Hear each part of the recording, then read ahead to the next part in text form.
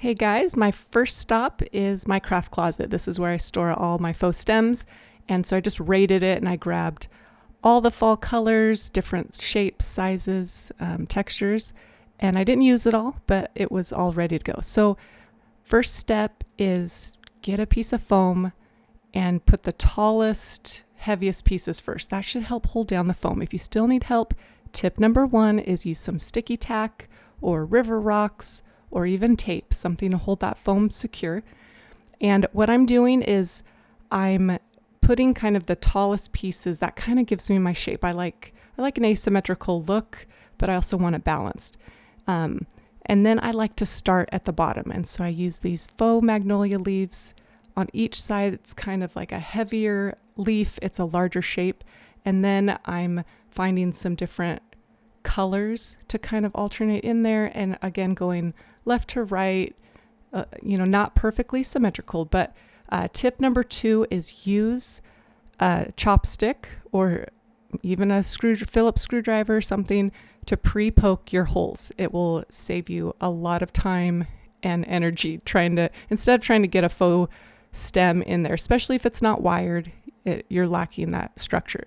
So I cut these hydrangeas this summer. They've been drying beautifully in the basket, but I'm not going to have this basket out all winter. So I thought, you know what, we're just going to chop them up, put them in this arrangement, and I'm so glad I did. Now, the thing with dried flowers is you have to be careful because they're more delicate, you're going to lose leaves, but I didn't lose too many. I was really careful. It worked out, and they really filled the space nicely.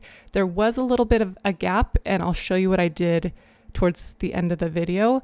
And this little weed I'm sticking in right now, my daughter Quinn found that on the roadside and it just filled the spot perfectly. Add a little touch of white, and I like the tiny little flowers. The texture was great.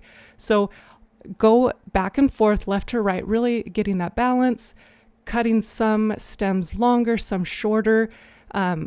It's really important though that you cut things a little bit longer if you're unsure, because you can always take some off, but you can't really add it back. So cut things long if you're unsure, if you're figuring it out.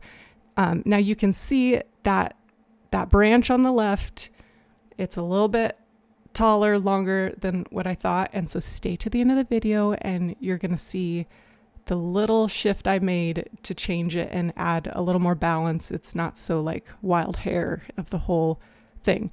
I really do love how this arrangement turned out.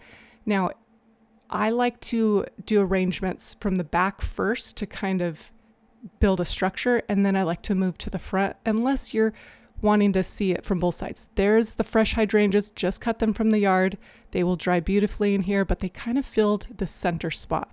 So you can see they have a little bit of pink, it's fall time, they're changing colors, but I love it. It really turned out better than I expected, and I used up some old faux stems that I hadn't used for years, and I didn't even need to hide the foam because everything filled out so great. So here's the before. You see like a huge space under my mirror, and then the after.